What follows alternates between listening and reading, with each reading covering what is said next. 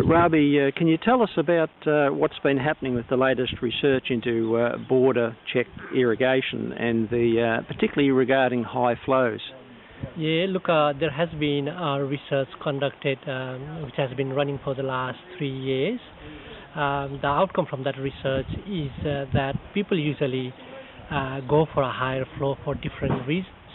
Some people might want to save water. Other people, they would go for a high flow for saving labor, saving their time, or having lesser infrastructure on farm. But our research is showing that in a medium to a heavy type of a soil,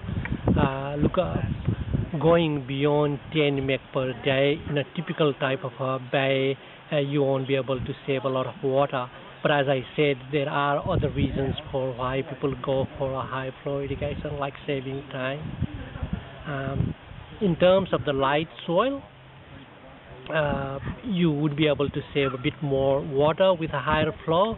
The research is indicating that you can go up to 20 meg per day in a typical bay to save water, but going beyond that 20 meg per day might not save lots of water. But as I said before, there are different reasons as to why people go for a higher flow. If you want to save time, if you want to save labor, if you want to have lesser infrastructure on farm, people can still go for a higher flow to do that.